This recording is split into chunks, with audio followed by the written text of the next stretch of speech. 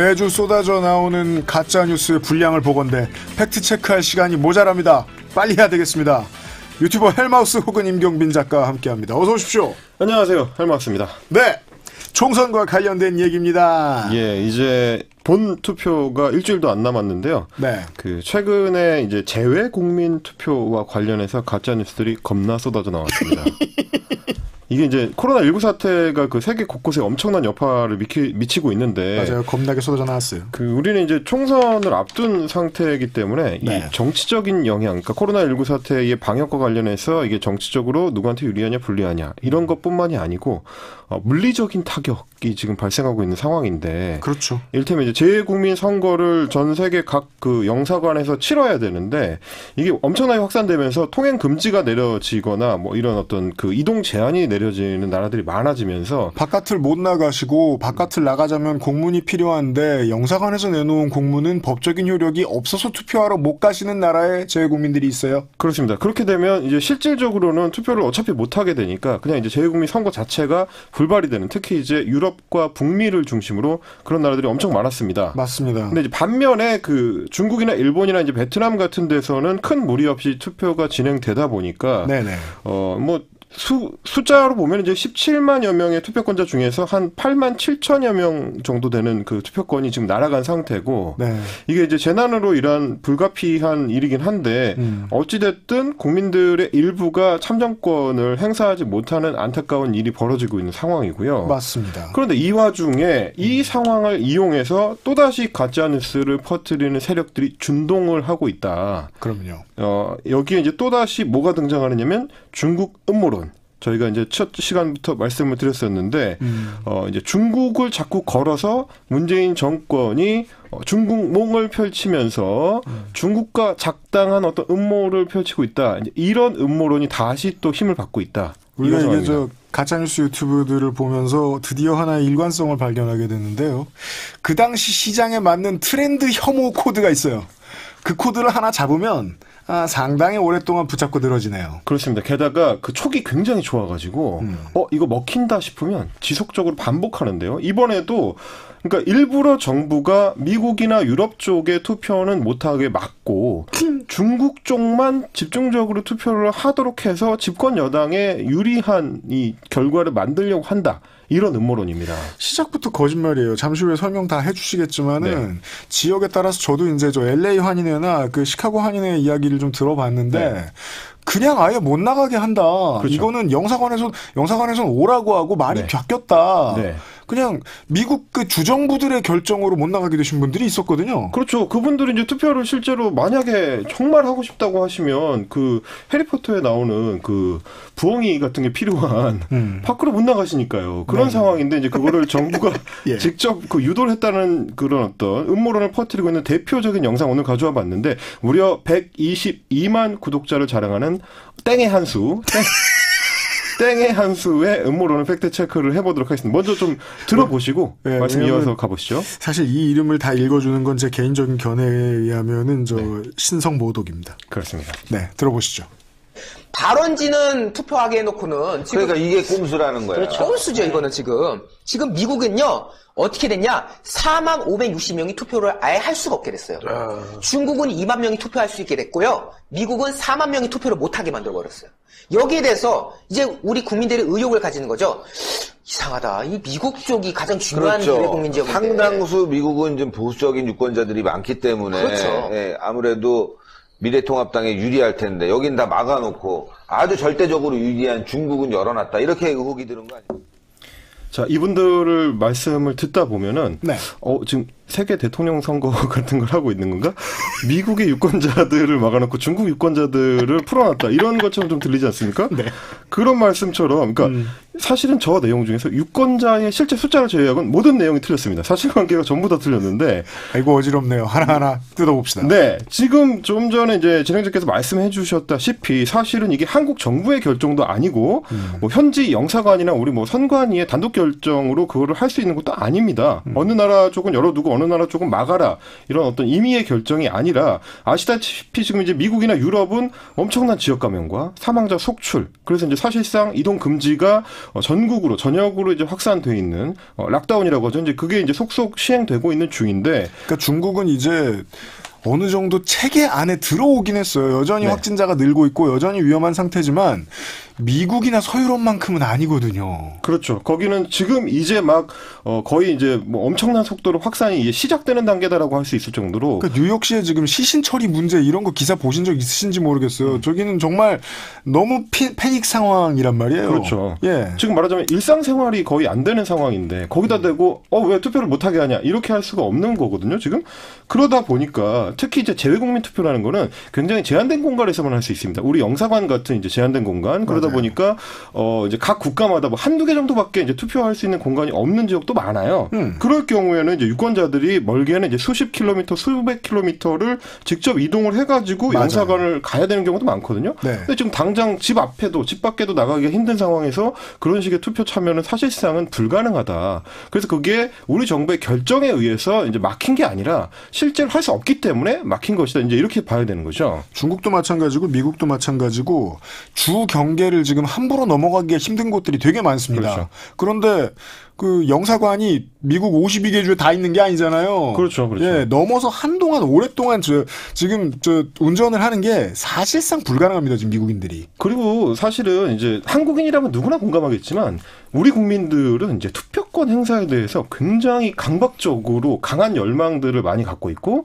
특히 이제 해외에 있는 분들도 그 열망이 당연히 강렬한 분들이 많거든요. 네. 그런데 그러다 보니까 일단 어떻게든 한번 투표를 해보자라고 열었다가 그 이제 고난을 뚫고 열었다가 뭐 터키 같은 사고가 경우에는 났죠. 예, 네. 이제 뭐 투표에 참여했던 분들 중에서 확진자가 나오고 그러면서 이제 어쩔 수 없이 중간에 중단하는 그런 일도 있을 만큼 웬만하면 우리 영사관들은 가능하면 최대한 투표를 하려고 합니다. 맞습니다. 근데 이제 그걸 못할 정도의 상황이다라는 걸 인지를 해야 되고 또 하나는 뭐냐면 이제 그 중국이나 일본, 베트남 같이 1만여 명이 넘는 유권자들이 투표권을 행사할 수 있었던 지역들은 대부분 뭐 유럽이나 미국만큼 이제 표면적으로는 확진자 숫자가 크게 늘지 않거나 혹은 이제 중국 같은 경우는 약간 좀 진정 국면으로 접어든 상황 그런 상황을 조금 우리가 생각을 해봐야 되고요. 일례로 네. 같은 중국 내에서도 도시 폐쇄 조치가 시행됐던 우한시에서는 또 투표를 못했습니다. 네. 그러니까 이제 결국은 각 해당 국가의 상황과 논리에 맞춰서 이게 지금 돌아가고 있는 상황이다. 아니 이렇게 외국에 봐야 됩니다. 나가면 우리나라 정부가 그 나라 정부가 아니고 고래 심줄이 아닙니다. 네. 외교부고 외교관에 지나지 않아요. 저 나라에서 저만큼 지금 위태하다고 얘기를 해놨고 우리나라도 지금 제가 방금 읽어드렸지 않습니까? 어떠한 행동 수칙 어기면은 처벌도 받고 외국도 그래요. 그렇죠. 근데 그 상황에서 다른 나라 외교부가 180여 개국 수교국들 중에 하나의 외교부가 우리만 더 길게 나가게 해주세요라고 말할 수 없다고요. 교황 그렇죠. 정도 그건 안 돼요. 그렇죠. 예. 우리 국민들만 수백 킬로미터를 이동해서 단 한 표의 투표권 행사할 수 있도록 예외를 허용해 주십시오. 라는 거는 웬만한 나라에서는 당연히 받아들일 수 없는 문제가 되겠죠. 미국도 그렇게까지는 못할 겁니다. 네. 예. 그러다 보니까 이제 더 웃긴 거는 이게 뭐냐면 이 음모론자들이 재외국민 투표의 개념에 대해서 완전히 좀 잘못 생각하고 있는 점이 있다는 겁니다. 아니 안 그래도 틀렸는데 뭘 더 틀린 거예요? 그게 이제 중국 쪽의 재외국민 유권자들은 친문재인 정부 성향이다. 그리고 미국이나 유럽 쪽의 유권자들은 보수적인 그러니까 반문재인 정부적인 성향이다. 이렇게 못을 박아놓고 있습니다. 이미. 되게 쉽게 갈라요 보면. 그러니까요. 인생 참 편해요. 우리도 방송 만드는 입장에서 저렇게 만들면 편하긴 하겠구나 하는 생각이 듭니다. 제가 이 방송을 준비하면서 굉장히 여러 번 자괴감이 들었던 것이 저렇게 뇌피셜을 아무렇지도 않게 펼치는 건데 틀리는 쪽은 저렇게 쉽게 틀리고 저는 저거를 검증하기 위해서 외교부와 성관이 홈페이지를 뒤져서 이 자료들을 지금 모아왔는데 그러니까 보십시오. 이제 이런 사고방식이라는 게 애초에 재외국민을 한국 국민 혹은 한국 유권자로 보는 게 아니라 그분들이 현재 거주하고 있는 그 해당 국가하고 동일시를 하는 거예요. 그분들이 중국에 거주하고 있으면 친중국적인 성향 혹은 중국인적인 성향을 띌 것이다. 이래야 특정 국가를 혐오하고자 하는 본인들의 의도에 맞출 수 있겠죠. 근데 너무 웃긴 게 그 국가에 거주하고 있는 재외 국민들은 한국 국민이라는 거예요. 네. 지금 우리가 서로 얼굴을 마주보고 있는 그냥 한국인이란 말입니다. 근데 그거를 그 존재를 지워버리고 네. 해당 국가의 얼굴로 그 재외 국민 투표권자들의 얼굴을 바꿔버려. 바꿔버리는 거죠. 네. 그러면 중국에서 투표하는 사람은 중국인으로 보이도록 그런 식으로 유도를 지금 하고 있는 거예요. 그래서 아니라고 말할 수가 없네요. 그래서 중국에 사는 재외 국민들은 그들 주장에 따르면 친중인 이건 제 주장이 아니라 그 사람들 주장에 따르면 친중인 문재인 정부의 호의적인 태도를 갖고 있을 것이다. 반면에 자본주의 친화적인 서구권 국가에 살고 있는 재외 국민들은 그들 주장에 따르면 공산주의에 물들어 있는 문재인 정부를 싫어한다. 보수 정당을 지지할 것이다. 이렇게 생각을 하는 겁니다. 당연히 아무런 근거가 없는 단순 내피셜이죠. 혹시 레인보우를 통해서 이 방송을 듣고 계신 중국의 청취자 여러분들 계신가 모르겠습니다. 죄송합니다, 정말. 네. 제가 사죄를 드리겠습니다. 네. 표심이 다 똑같으십니까? 그러니까요. 아니, 이분들의 음모론 안에서는 개인의 각각의 얼굴은 지워져 버리고요. 자신들이 혐오하기 편한 어떤 덩어리진 어떤 존재로 만들어버리는 그런 이제 문제가 있는 거죠. 네. 일단 어떤 국가의 재외 국민들이 투표 성향이 어떤지 이거를 국가별로 확인하는 게 불가능합니다. 저도 혹시나 싶어가지고 미국에서 재외국민 투표가 이제 뭉텅이로 오면 그걸 분류해서 나중에 이제 선관위에서 혹시 미국 투표권자들은 미국에 있었던 투표권자들은 뭐 어느 당을 많이 지지했다 이런 걸 분류해가지고 통계를 내나 한번 확인을 해봤는데 이걸 지역구 동처럼 따로 구분해 주나? 그렇죠. 근데 애초에 안 됩니다. 왜냐하면 이게 각 국가의 대사관이나 영사관에 마련된 재외선거 투표소에서 투표를 하면 그거를 봉인을 해가지고 일단 그 편지 봉투 안에 넣죠. 그래서 이제 봉인을 해가지고 외교 행랑에 다시 집어넣습니다. 외교 행랑은 아시다시피 국가와 국가 사이를 이동할 때 뜯어볼 수 없게 돼 있습니다. 그렇죠. 통관 절차도 거치지 않고 바로 넘어오게 돼 있죠. 그 외교 행랑표로 국내로 일단 들어오면 그게 다시 선거구 태깅을 따라서 각 선거구로 배포가 됩니다. 그렇죠. 그러면 이제 그 선거구로 저희가 이동을 해보죠. 그 선거구에 딱 들어가면 미국에서 온 건지 유럽에서 온 건지 중국에서 온 건지 구분이 없이 그냥 재외국민 투표 용지가 이만큼 모이게 되는 겁니다. 재외국민도 지역구 투표를 해야 되고 그 지역구에 정해놓은 동으로 들어가게 될 거라서 그 동의 표로 나중에 환산되는 거지. 그렇습니다. 그러면 그 말씀이죠. 어디까지는 확인이 되냐면요. 그 동에서 재외국민 투표 뭉텅이 이제 국가 구분 없이 재외국민 투표 뭉텅이에 있는 그 투표권자들이 어느 정당에 많이 투표했는지까지는 확인이 됩니다. 그렇죠. 그래서 제가 그 자료를 찾아봤습니다. 그랬더니 이게 웬 고생이야? 그랬더니 이분들이 말하는 거랑은 완전히 정반대입니다. 어떻습니까? 이게 정작 재외국민 투표의 성향은 보수가 아니고 최근 들어올수록 진보 강세, 게다가 진보 강세의 편중이 해가 갈수록 강해지는 중이었다는 겁니다. 2012년에 처음으로 이제 19대 총선에 그 재외국민 투표를 했는데 당시에 그 진보로 분류될 수 있는 민주통합당, 통합진보당, 진보신당 이거를 합치면 52%. 그래서 과반이 넘고요. 당시 새누리당이랑 자유선진당을 합친 그 보수의 42%를 압도합니다. 그리고 20대 총선으로 오면 그게 더 심해지는데 더불어민주당이 37.8%, 정의당이 16.7%를 가져가서 역시 과반을 넘고요. 2017년 대선으로 가면 기울기가 더 심해지는데 문재인 당시 후보가 59%, 60% 가까이를 가져갔습니다. 문 대통령 득표율은 40% 정도였단 말이에요. 41%였으니까 재외국민 투표에서 쏠림이 훨씬 더 심해졌다. 이제 이렇게 볼 수 있는 거죠. 그러니까 이런 상황이기 때문에 오히려 재외국민 투표가 곳곳에서 불발이 되면서 앓는 소리는 주로 어디서 나오느냐? 당연히 민주당에서 나오고 있는. 즉 이 땡의 한 수는 안 받네요. 그렇습니다. 다르게 설명할 길이 없네. 놀라운 게 말이죠. 그래서 제가 아니 이분들은 너무 기사를 안 보시나? 혹시 이걸 확인을 안 해보셨나? 해서 그 영상을 풀로 봤습니다. 15분, 20분 정도 되는 그 영상을 풀로 봤는데 심지어 이 그 퍼센테이지를 인용을 하세요. 인용을 해놓고도 왜 이런 음모론을 전개할 수가 있느냐 하는 거는 제가 지금부터 들려드릴 이걸 들어보시면 이분들의 사고 구조를 약간이라도 이해하실 수가 있습니다. 한번 들어보시죠. 약간이라도 이해하면 제 입장에선 성공입니다. 중국의 유권자들 중에 상당수가요. 국내에 들어오셔가지고 이제 우리나라 국적을 취득하고 다시 고향으로 돌아가신 분들이 많아요.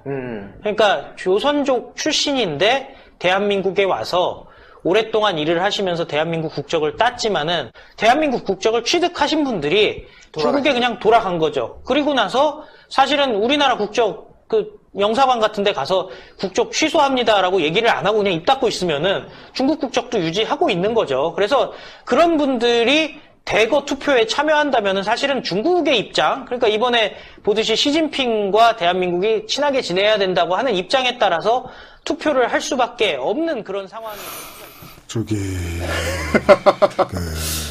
특히 특히나 이제 요즘에 정말 많이 중국에 나가시는 분들은 공부하러 가시는 젊은 분들이 있고요. 네. 그게 아니면은 이게 이제 그 인력 구성 이제 맨파워의 형태상 여기서 더 많은 돈을 벌 수 있지 않을까 하고 중국으로 넘어갈 수 있는 1, 2차 산업의 노동자는 없어요. 그렇죠. 그래서 보통은 지식산업에서도 상당히 위에 있다고 볼 수 있는 대기업의 이제 지사 이런 곳이라서 특히 상하이, 베이징에 많이 있는 고학력 이런 분들이에요. 그분들 누가 시킨다고 표 찍을 사람들이 아닙니다. 그리고 뭐 그분들의 숫자 자체가 그렇게 뭐 이렇게 엄청난 영향을 미칠 수 있는 숫자가 또 아니기 때문에 그런 부분들을 우리가 고려를 해야 되고, 근데 사실 저 레파토리는 이제 가짜뉴스 음모론자들이 굉장히 자주 이야기하는 소위 이제 조선족 게이트라고 자기들끼리 부르는 그런 음모론인데요. 조선족이라는 일단의 집단이 중국 정부의 지령을 받고 일사불란하게 한국 선거에 영향을 미치기 위해서 어떤 움직임을 보인다. 라는 식의 주장입니다. 아니 이게 보수여도 좋고 진보여도 좋고 어디여도 좋으니까 어떠한 세력이 있다라고 상정을 하고 저 사람들은 다 똑같이 일사불란하게 움직여서 우리를 죽이려고 든다. 그렇죠. 이 논리만 걸러도 우리는 꽤 똑똑한 남은 일생을 살 수 있어요. 그럼요. 뭐 아시겠지만 사실 이제 음모론자들의 주요 특징 중에 하나가 뭐냐면 음모론이 들어맞으려면 거기에 동원되는 수백만 명의 사람들이 다 바보여야 됩니다. 아무런 개인적인 사고 능력이 없고 맞아요. 예, 컴퓨터에 입력하면 반응하는 것처럼 그냥 이렇게 누르면 자동으로 응답이 나오는 그런 어떤 사고 능력이 없는 사람으로 상정을 해야 돼요. 사실상 불가능한 얘기죠. 그러니까 기본적인 공포 때문인데 이게 타인에 대한. 그러니까 저분들의 말씀에 따르면 한국에 들어와서 오랫동안 일을 하고 심지어 한국 국적까지 취득한 조선족 동포들이 중국에 다 돌아가 버렸다는 거예요. 이것부터 벌써 이상하죠. 투표하러? 애써 한국 국적을 취득한 다음에 중국으로 가버려야 됩니다. 그럼 한국에서 투표하지 않을까요?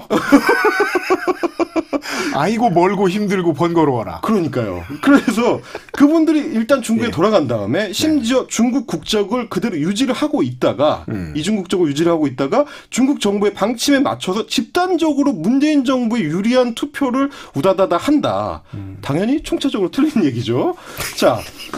일단 뭐냐면 제가 좀 체크를 해봤습니다. 외교부 홈페이지에 가서 봤더니 일단 저런 식의 복수 국적 유지가 사실상 거의 완전 차단된 나라가 대한민국입니다. 한국은 복수 국적이 참 힘듭니다. 굉장히 힘들어요. 굉장히 예외죠. 굉장히 어렵고요.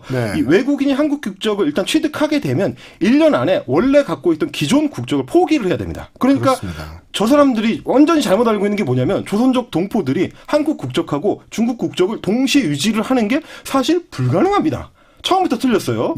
게다가 아주 예외적인 경우, 그러니까 한국에 특별한 공로가 있거나 뭐 해외 입양인 같이 예외적으로 복수 국적을 인정받는 경우가 있는데 이때도 문제가 뭐냐면 외국 국적, 기존의 외국 국적을 행사하지 않겠다는 서약을 해야 됩니다. 맞아요. 그러니까 말만 복수 국적이지 사실상은 역시 중국 국적 포기에 가까운 거죠. 그러니까 애초에 우리는 귀화도 어렵고 그리고 귀화하는 순간 기존 국적을 버려야 되고 그리고 이중 국적이 허용되는 사람들도 예외적이지만 그 사람들도 기존 국적 행사를 못하고 그러니까 저 말이 지금 이미 다 틀린 거죠. 그러니까 안타깝게도 정치적으로 우리가 어떤 신념을 가지고 이 이야기를 들어도 틀린 건 틀린 거라 어쩔 수가 없어요. 그러니까요. 제중동포들 다수는 이미 한국인이고 한국에서 투표를 했어요. 그렇죠. 그러니까 이제 저 가짜뉴스 생산자들은 이런 어떤 그 팩트를 체크를 해보면 한국에 대해서도 잘 모르고 중국에 대해서도 잘 모르고 국적에 대해서도 잘 모르고 심지어 재외국민 투표 제도에 대해서는 더 모릅니다. 근데 슬픈 건 이제 외국인이 두렵고 외국을 다 차단했으면 좋겠다. 이런 마음에 사로잡힐 수 있습니다. 얼마든지 무서운 시대니까. 근데 그럴 때는 저 거짓말이 팩트 체크 해놓은 진짜보다 더 매력 있다는 거죠. 그 이제 뭐 여러 가지가 지금 팩트 체크를 해봐야 됩니다만 제가 이제 마지막으로 한 가지만 더 말씀을 드리자면 이런 식으로 이제 해당 국가하고 재외 국민을 동일시해서 그러니까 이제 중국에서 투표를 하는 재외 국민은 중국인이다에 가까운 어떤 이런 주장 이거는 재외 국민의 그 대부분이 해외 동포가 아니라는 거를 이제 까먹고 있는 거죠. 제가 이제 역시 선관위에 들어가서 확인을 해봤습니다. 재외 국민은 크게 두 가지로 분류가 되는데 이제 국외 부재자가 있고 재외 선거인이 있습니다. 근데 국외 부재자는 대부분 이제 직장인들이 이제 파견 간 경우 해외에 아니면 이제 유학생 아니면 이제 여행을 길게 가서 맞아요. 그 기간에 국내에 없는 사람들. 청취자 여러분, 그런 방식으로 본인의 지인이나 가족들이 재외국민 투표를 해야 하는 사람들이 있다면 그걸 문자로 좀 인증해 주세요. 지금 그러니까요. 그런 분들은 많으실 거예요. 네, 상당히 숫자가 많고요. 그분들은 이제 재외국민이고 또 하나의 재외국민 중에 이제 재외 선거인은 뭐냐면 한국에 살지는 않는데 이제 해외에 살고 있습니다. 그러나 여전히 대한민국 국적을 유지하고 있는 분들. 맞아요. 그분들은 뭐냐면 해당 국가에서는 영주권 정도만 유지하거나 혹은 뭐 장기 이제 체류 비자 정도를 가지고 계신 분들입니다. 역시 대한민국 국민입니다. 네. 아까 저 음모론자들이 얘기하는 것처럼 중국 국적을 가지고 있는 한국 국적자가 아니라는 얘기죠. 맞아요. 자, 그래서 이제 추가로 미주나 유럽 쪽이 보수적이다라는 이런 어떤 편견들이 대부분 예전에 이제 미주 지역의 어떤 한인회 구성원들이 뭐 보수적이시니까. 이민을 뭐 초반에 갔던 80년대의 예. 정서에 그대로 머물러 계시니까. 그렇죠. 1세대나 2세대 이제 이런 이제 연령이 뭐 높으신 분들 고령층들이 많다는 어떤 편견 때문이죠, 사실. 그럼 그 다음 질문을 해야죠. 그럼 이분들이 정말 투표했나? 아닙니다. 이 답변이 중요해요. 예, 이분들 중에서 실제로 재외국민 투표권을 가진 한국 국적자가 별로 없습니다. 이분들 중에서 65세를 넘으신 분들은 한국 국적을 회복할 수 있는 권한이 주어지는데 맞아요. 그러려면 역시 마찬가지로 미국 국적을 포기해야 됩니다. 그러시겠냐고요. 그러니까요. 미국에서 수십 년을 살아서 이미 미국 시민권을 갖고 있는 사람이 굳이 투표를 하기 위해서 미국 국적을 포기하고 다시 한국 국적을 취득한다? 쉽지 않은 일이죠. 그러니까 이제 40년 전 LA가 마음의 고향인데. 그럼요. 못 얼어요. 그리고요.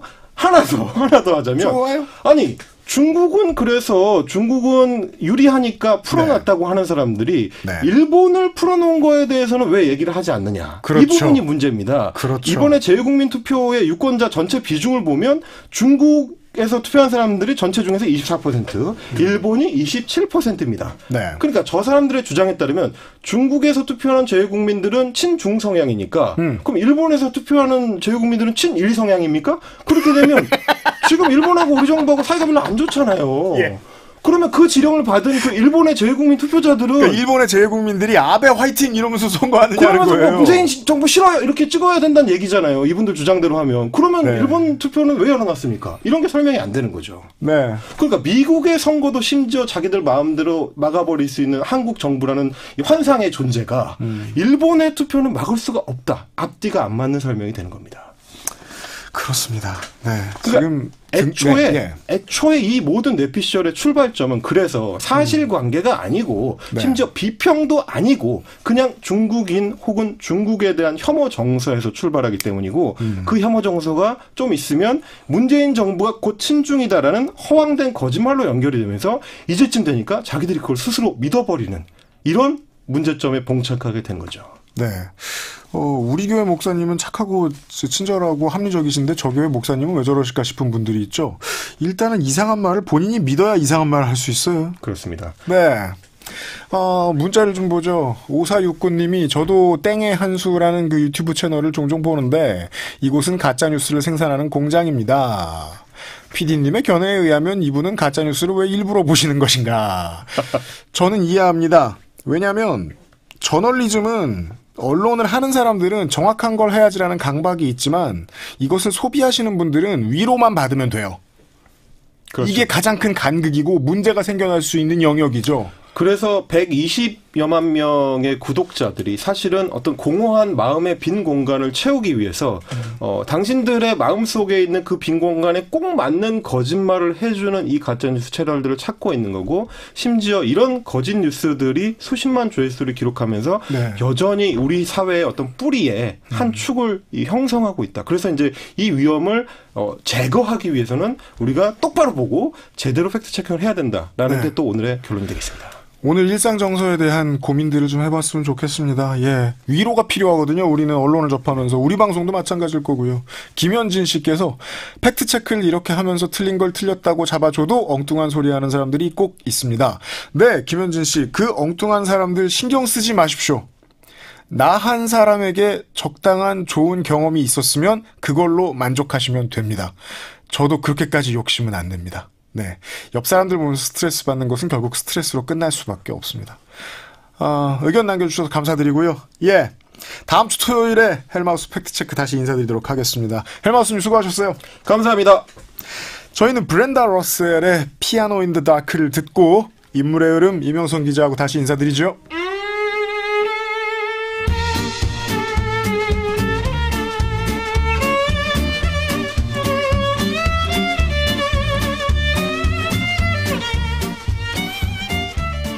보이지 않았던 것도 아니고 다만 보이는 것 같긴 한데 잘 보지들 않았던 소외된 이슈를 인물을 중심으로 짚어보는 인물의 흐름, 프레시안 이명선 기자 나와 있습니다. 안녕하셨습니까? 안녕하셨습니까? 라고 네. 인사를 이제 조금 친해진 것 같은 느낌적인 느낌이 들어서 한결 가까워졌어요.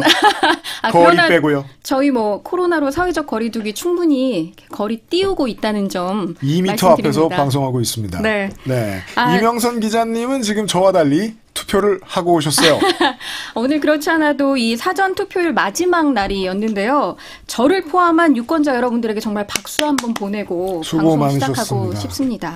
무시무시한 선거가 되고 있습니다. 지금 PD께서 좀 정리해 주셔서 새로운 뉴스가 올라왔어요. 6시 기준 투표율이 올라왔습니다. 지금 26.69%입니다. 역대 최고인 건 제가 아까 말씀드린 것과 동일하고요. 이 역대 최고는 총선이 아니라 대선까지 비교를 해도 그렇습니다. 예, 물론 뭐 2010년대에 사전선거는 사전투표는 처음 시작됐습니다만은 그 짧은 기간 동안이라도 역대 최고 투표율이 나왔고 대선보다 투표율이 높아질 거라는 게 지금 특징입니다. 현재 사전투표율만 보면요. 2017년 대선 당시 26.06%였거든요. 네. 그런데 이번에는 26.69%로 사실상 0.63% 정도 더 높은 기록을 갱신했습니다. 그렇습니다. 근데 좀 안타까운 게 이렇게 사전투표율 높고 그리고 투표 당일날 투표율 높으리라고 기대가 되는데 네. 문제는 개표예요. 힘들죠. 사실 지금 18년 이번에 만에 아주 오랜만에 수개표가 꼈습니다. 처음으로 100% 수개표 작업을 한다고 해서요. 네. 사실 기자들 입장에서는 이날 밤새는 건 뭐 당연한 일인데 선배들이 했다던 그것을 해보게 됐어요, 지금. 해 뜨고 난 다음에도 한참 지났다가 결과가 나올 것 같습니다. 네, 비례는 워낙 특히 수작업으로 그럴 거고요. 예. 작업을 하기 때문에 네. 제가 어제 사전투표를 하면서 보니까 저도 고민이 좀 되더라고요. 어떤 게요? 투표용지가 진짜 장장 50cm 정도니까 그렇죠. 또 저는 저희 지역구가 아니라 다른 지역에서 했거든요. 그러니까 네. 결국은 찍고 난 다음에 봉투에다가 담아서 이렇게 우편을 보내는 배송 과정을 한번 거쳐야 되는데 수요일 동안 그걸 하죠, 지금. 네. 걱정되는 거예요. 도장을 찍었는데 이게 너무 길어서 접다가 다른 쪽에 딴 데 찍힐까 봐. 찍힐까 봐. 네, 이런 고민이 막 정말 들더라고요. 음. 그래서 고심고심해서 후후 불어가면서 네. 2번 적어서 네. 봉투에 넣었습니다. 물론 이번에 비례대제는 이제 다음번에 한 번 더 수정을 하긴 해야겠지만 그 여전히 비례석은 47석으로 늘지 않았거든요. 네, 전체 국회의원 수는 300석 그대로입니다. 네, 그리하여 지금 그 소수 정당 새로 생긴 정당들이 이제 오래된 소수 정당 말고 새로 생긴 정당들이 좀 오해를 했던 것 같아요. 이 봉쇄 조항인 3%에 대해서 오해했던 것 같아요. 우리 그거 넘을 수 있겠지라고 생각하고. 예. 뭐 일단 결과는 당일 그리고 4월 16일 오전 중에 나오겠지만 네. 뭐 개봉박도 이제 한 사나흘밖에 안 남았으니까요. 기대를 좀 해보겠습니다. 어떤 결과가 나올지. 그렇습니다. 수요일 날 가급적 반드시 투표권이 있으신 여러분들 참여해 주시고요. 네, 투표하러 가시기 전에 개인 신분증, 마스크 꼭 지참하시고요. 4월 15일 수요일 당일 오전 6시부터 오후 6시까지니까요. 미리 서둘러서 하시면 좋을 것 같습니다. 네, 그리고 일회용 위생장갑 쓰는 게 좀 부담스럽다고 생각하시는 분은 자기 집에 있는 장갑 끼고 가셔도 됩니다. 아, 그런가요? 예, 전 된답니다. 몰랐네요. 알아봤습니다. 아유, 감사합니다. 예, 첫 번째 만나볼 인물 누굽니까? 코로나19 의료 지원에 나선 간호사들 데리고 나왔습니다. 네. 어제 문재인 대통령이 임관 직후 곧바로 대구로 보내게 돼 안쓰럽다고 했던 국군 간호사관학교 60기 신임 간호 장교들이 복귀를 했는데요. 원래대로면은 소위 임관에서 자대 배치를 받아야 되는데 소위 달고 지금 처음 간 곳이 다 같은 곳이에요. 네, 대구로 모두 보내졌죠. 예. 그리고 그곳에서 5주 동안이나 이 코로나19 확진 환자들을 돌봤습니다. 이렇게 임무 완성한 이 75명의 간호 장교님들, 그러나 2주간 자가 격리를 또 거쳐야지만 본인의 임무로 다시금 복귀할 수 있다고 그렇겠군요. 하네요. 네. 문재인 대통령이 계속해서 이번 주에 간호사들의 노고를 치하하고 격려하는 말들을 했어요. 마침 지난 7일에 세계보건의 날이었는데 국민의 생명을 지키는 숨은 일꾼이며 1등 공신이라고 치하하면서 코로나19와의 전장선 일선에서 싸우는 방호복의 전사라고 격려했습니다. 청와대는 당연히 해야 하는 말인데 이것이 신호로 어떤 것이 바뀌었으면 좋겠다라고 말씀하시는 게 이명선 기자의 스타일이에요. 저는 진짜 이 대통령의 말처럼 의료진의 헌신으로 표현이 되지만 간호사들이 의사들만큼 주목받지 못하고 있는 이 부분에 있어서 우리가 실제로 앉아있으면 더 많이 뵙는 건 간호사 선생님들인데요. 정말이죠. 뭐 네. 처음에 병원 들어가서 의사 선생님들이 안내 안 한다는 게 데스크에서부터 아니라, 예. 마지막 최종 저에게 약봉투 건네주는 것까지 모두 간호사들을 더 많이 만나게 되고 더 많은 이야기를 하게 됩니다. 네. 뭐 조명받지 못하는 이 세상의 모든 조연들에게 상장을 드리고 싶다 대통령이 이런 얘기를 했는데 상장 받아야 할 분 바로 이런 분 아닐까 싶습니다. 아, 대전의 간호사분. 예. 네, 대전보훈병원 소속 간호사 A씨죠. 자발적으로 코로나19 의료 지원에 나서서 대구 동산병원에서 보름간 환자들을 돌본 뒤에 만일의 상황에 대비해서 친정부모 소유의 별채에서 자가격리에 들어갔는데 뭐 거의 산속 빈집에서 혼자 강금 수준의 생활을 했다고 해요. 그 집을 또 어떤 기자가 영케도 찍었대요. 외딴 곳이에요, 되게. 네, 마을 중심부에서 1km 정도 떨어진 곳이라고 하고요. 뭐 어머니가 하루분의 식사를 챙겨서 문 앞에 놔두는 방식으로 밀접 접촉도 없이 생활을 했다고 하고요. 이렇게 한 13일 동안 혼자 생활을 했는데 안타깝게도 코로나19 확진 판정을 받았습니다. 그렇다고 합니다. 네, 다행히 어머님은 괜찮으시다고요. 네, 음성 판정을 받았고요. 다른 간호사분도 계세요? 뭐 김영환 간호사 같은 경우 대구 동산병원에서 의료 지원을 다녀왔는데 지난 7일 이 청와대 앞에서 한 기자회견에서 간호 인력의 부족 그리고 현장 상황에 대해서 좀 증언을 했어요. 네. 간호사 한 명이 확진 환자 10명에서 20명을 배정받아서 간호하는 것뿐만 아니라 다른 일도 해야 청소, 되죠. 식사, 배식까지 이런 업무를 고스란히 떠맡아서 한다고 합니다. 네. 그런가 하면 이 간호대학을 갓 졸업한 신규 간호사들도 중환자실에 즉시 투입되는 열악한 상황이라고 하는데 이와 관련해서 보건의료노조 쪽에서는 환자와 의료진 모두의 피로도가 깊어지는 상황이라면서 정부가 나서서 환자 심리치료를 지원해야 하고 그렇죠. 의료진에게도 감정노동휴가 등 심리적 방역 대책을 적극적으로 마련해줘야 한다고 촉구했습니다. 정확한 숫자를 만들어낼 겨를도 없어서 확인할 수는 없습니다만은 네. 들은 바로는 이제 간호사 선생님들이 엄청나게 전국에서 몰려와서 투입되신 것보다 거기에 맞는 만큼의 간호조무사들이 투입되진 또 네. 않은 것 같았고요. 그리고 또 이게 이제 제가 그 청와대의 이런 노고의 격려, 치하 이런 메시지가 나온 다음에 그 다음이 어떻게 되느냐를 궁금해야 된다고 말씀드린 이유가 간호사 선생님들의 노동 문제가 그 열악한 상황 같은 게 어제 오늘 문제가 된 것도 아니고 그렇습니다. 예, 실제로 자격증은 많이 나오는데 오래 버틸 만한 직장이 아니니까 인력이 충원이 덜 되는 거죠. 돼도 모자란 수준이 되는 거죠. 종합병원이라고 해도 이직률이 상당히 높고 특히나 한때 사회적으로 논란이 됐던 태움 문화 같은 그렇죠. 그 간호사 내 문화라던가 아니면 병원 내에 굉장히 상명하복으로 점철되어 있는 문화 같은 것들이 또 일자리 이직률을 더 높이는 요인이기도 합니다. 근데 그것보다도 더 중요한 건 사회적 인식 문제가 가장 큰 것 같아요. 의사보다 조명을 좀 덜 받는.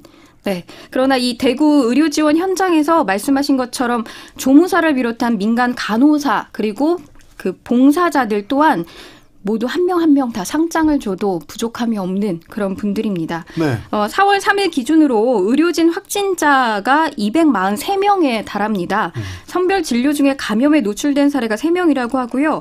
확진 전에 환자를 진료하면서 감염된 것으로 추정되는 사례도 66명이나 되고 집단 발병 연관 감염 사례는 32명, 지역사회 감염은 101명에 이릅니다. 알겠습니다. 근데 이 문제는요, 대구시가 요 며칠 논란이 좀 있었어요. 의료진들에게 수당을 지급하지 않았었는데.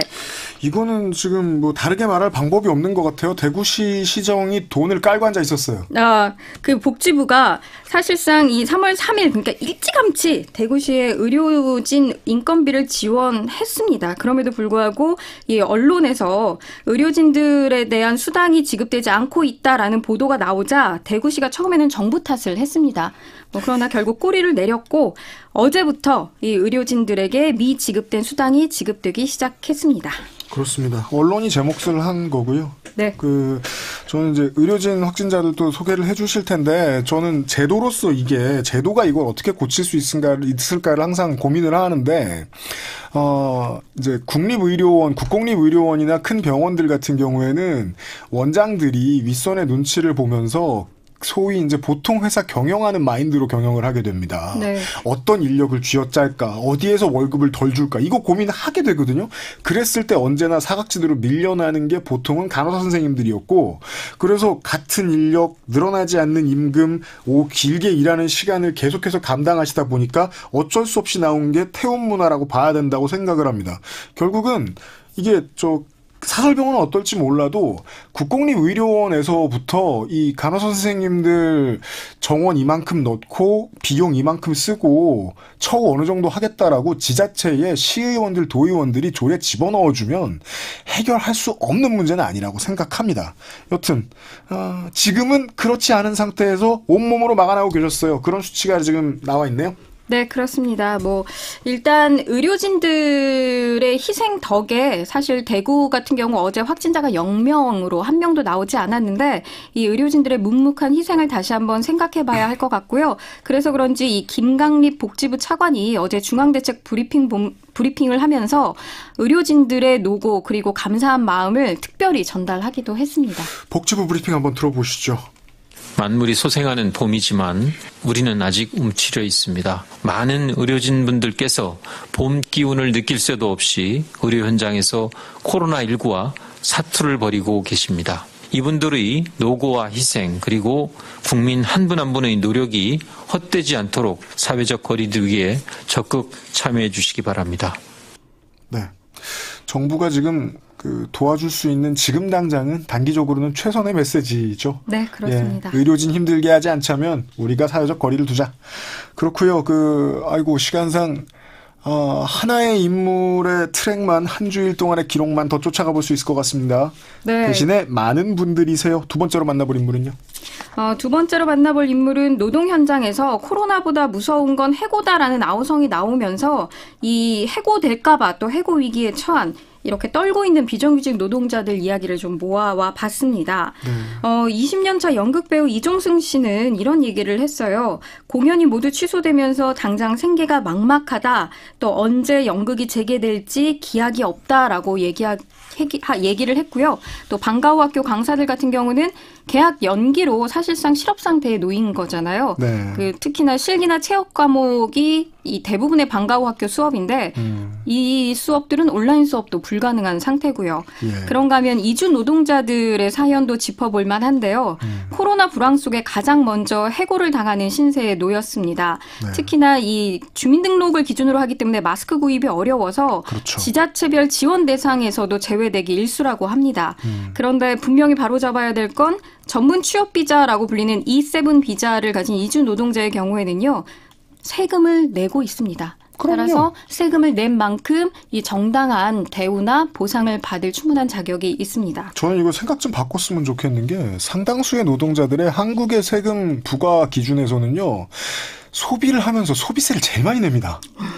한국에서 사회활동을 하면 세금을 충분히 낼 수밖에 없는 구조입니다. 네. 자, 그리고는 콜센터 상담사 분들 같은 경우도 구로 콜센터 사건이 발생했지만 업무 환경은 크게 달라지지 않은 채 이건 이럴 것 같았어요. 하청에서 원청으로 책임을 떠넘기고 원청은 또 우리 직원이 아니라며 책임을 떠넘기고 있는 실정입니다. 또 골프장 캐디 같은 경우도 역시 계속 불안정 노동과 관련해서 얘기가 되고 있는 직종이죠. 가족 돌봄 휴가 같은 경우는 그림의 떡인데 이분들 지금 특수고용 노동자거든요. 그래서 법적 근로자 지위를 인정받지 못합니다. 그렇습니다. 그럼에도 불구하고 일과 관련된 업무 지시는 회사의 지시를 받아서 이행하고 있고요. 네. 결국 개인이 병가 처리를 하고 아이를 돌봐야 하는 상황인데 이번 주에 나온 기사 중에 이마저도 안 되는 경우 집에 CCTV를 설치해놓고 아이가 잘 있나 확인을 하고 있다라는 기사가 굉장히 많은 누리꾼들의 관심을 받기도 했습니다. 써서는 안 되는 마지막 방법을 쓰고 있다는 거잖아요. 그렇죠? 네. 그런가 하면 경력 10년 차 베테랑 요양보호사라고 하더라도 지금과 같은 불황을 피해갈 수는 없었는데 특히 이 가정을 방문해서 돌봄 노동을 하고 있는 경우에는요. 환자 측에서 더 이상 방문을 원하지 않는다라고 하면요. 바로 계약이 해지되는 경우나 다름이 맞습니다. 없게 됩니다. 네. 기본급이 전혀 없이 시간당 수당을 받기 때문에 바로 전혀 돈벌이와 관련돼서 수익을 얻을 수가 없고요. 모든 것들이 특수고용직 형태이기 때문에 지금 발생되고 있는 문제입니다. 뭐 이 요양보호사 장애인 지원 활동과 모두 마찬가지 상황입니다. 네, 정부가 지금 뒤늦게나마 플랫폼 노동자나 특수고용직 노동자의 지금 그 현재까지는 들어있지 않은 구분과 무관하게 지원을 하도록 하겠다라는 결정을 뒤늦게나마 내려줬는데, 네. 예, 그거는 추후에 지켜봐야 될 것 같고 마지막이 좀 중요하니까 이거 짧게라도 좀 얘기해 보죠. 네. 예, 세 번째로 만나볼 인물은요. 오늘 세월호 유가족들이 안산에서부터 광화문까지 차량 행진을 했습니다. 이 차에는요 노란색 저 스티커가 정도 막말을 듣고 차량 행진밖에 안 했어요? 그렇게 말씀하시니까 제가 갑자기 말문이 막히는데 네. 6년이 지나도록 온갖 수단과 방법을 다 써봤지만 아직도 그렇게 막말을 하는 정치인들이 있고 사고가 바뀌지 않은 분들이 있더라고요. 그리고 또 저 때만 되면 지금 선거 때만 되면 이러잖아요. 그러니까 물론 마음은 알겠습니다. 멀쩡히 잘 살고 있는 그 사람들이 복지와 안전과 이런 것에 사각지대에 놓여 있는 사람들을 신경 쓰지 않는 꼴을 봐야만 내가 기분이 좋겠다. 이 생각하는 기분 알겠어요. 근데 이걸 어떻게 이렇게 쉬지 않고 선거 때마다 이럽니까?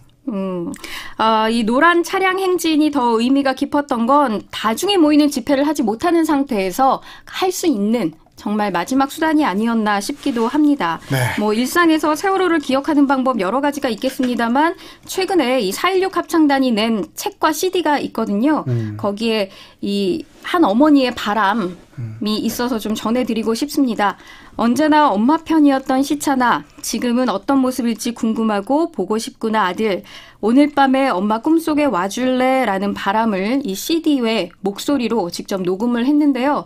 세월호 유가족들 이 허망한 마음이야 어떻게 달랠 길이 없겠습니다만 오늘 밤만이라도 그리던 가족과 꼭 만나시기 바랍니다. 부디 그러시길 바랍니다.